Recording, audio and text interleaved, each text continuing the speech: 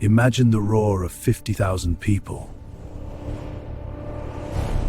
The ground trembles. The air is thick with sweat, anticipation, and the metallic scent of blood. Two men walk into the arena. One will likely die for the entertainment of the masses. The other will earn glory, perhaps even his freedom. Wrong.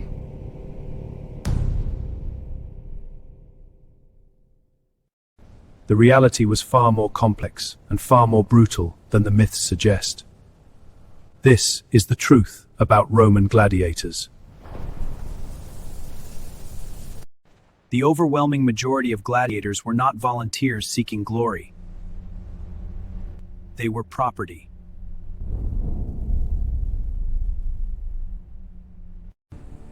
Prisoners of war, criminals condemned to die, or slaves purchased for the specific purpose of fighting. They were investments, owned by a lanista, a manager of a gladiatorial troupe.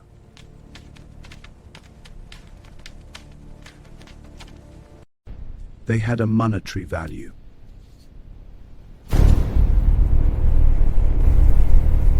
This economic reality meant that while their lives were harsh, they were not simply thrown into the arena to die randomly.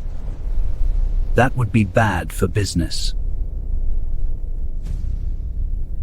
A well-trained gladiator was a valuable asset, and their survival was often in the financial interest of their owner.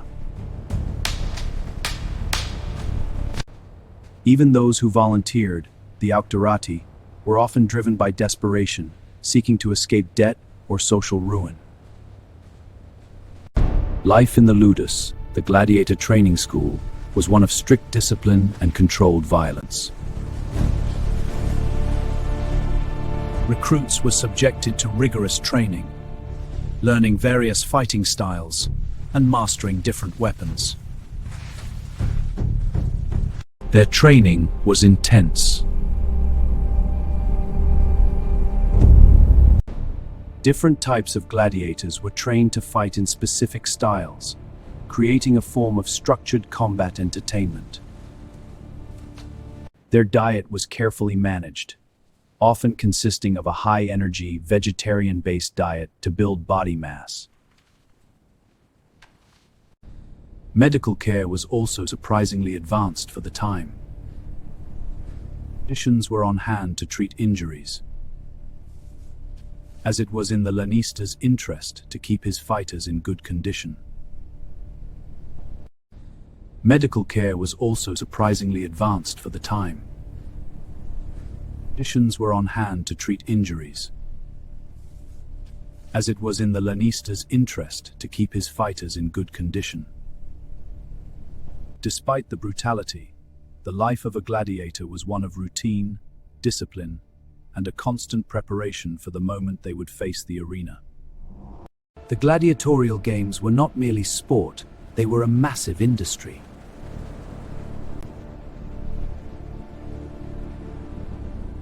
Emperors and wealthy sponsors would fund these spectacles to gain public favor and political power.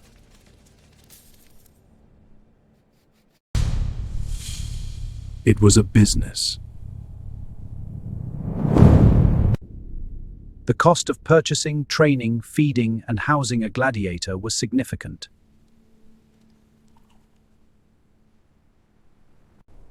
Therefore, a dead gladiator represented a financial loss for the lanista, a damaged asset. This economic logic often influenced the outcome of fights, with referees and sponsors sometimes intervening to ensure a valuable fighter's survival.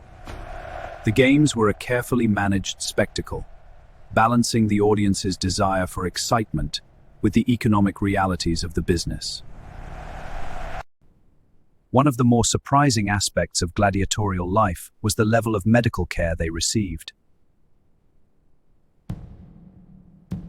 Physicians, often highly skilled, were employed to treat injuries and ensure the fighters could return to the arena.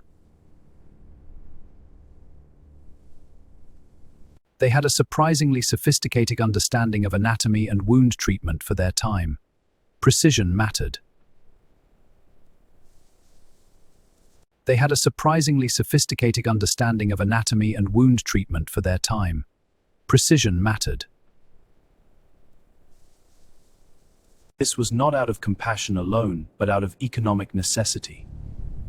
A healthy gladiator was a profitable gladiator. And profit came first.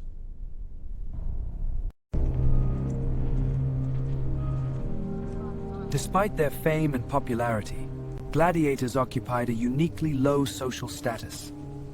They were considered infames. A class of people who had lost their legal rights and social standing.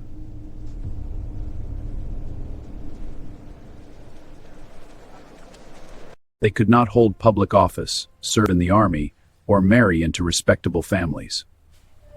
They were, in essence, socially dead. This created a stark paradox. They were both celebrated heroes and societal outcasts. Their identity was defined entirely by their role in the arena. Our understanding of gladiators is heavily influenced by popular culture and enduring myths. Myth 1. Every fight ended in death. False. While fatalities did occur, they were not the automatic outcome of every contest. Many fights were stopped. Many fighters survived. Myth 2. The famous thumbs up or thumbs down gesture decided a gladiator's fate. Uncertain. The exact meaning of these gestures is still debated by historians today. The gladiatorial games were not limited to combat between fighters.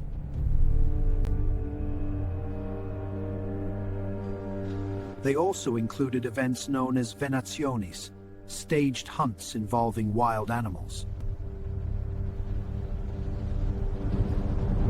Exotic creatures. These events were designed to showcase the power and reach of the Roman Empire.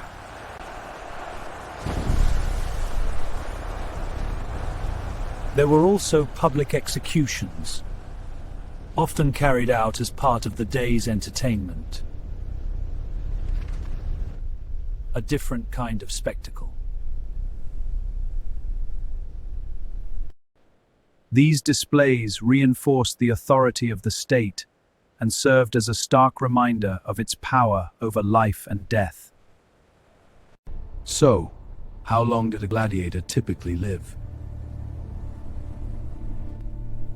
It is difficult to provide a precise answer, as records are incomplete and vary widely. The evidence is fragmentary.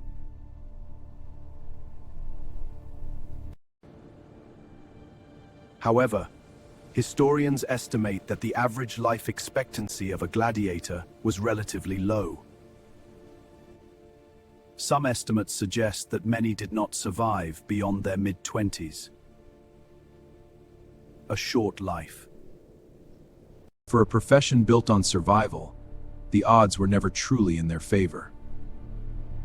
The story of the gladiator is one of stark contradiction. He was a figure of both immense fame and profound marginalization. A skilled athlete, a valuable commodity, and a social outcast, all at once. The reality behind the spectacle is far more complex and far less romantic than the legends would have us believe.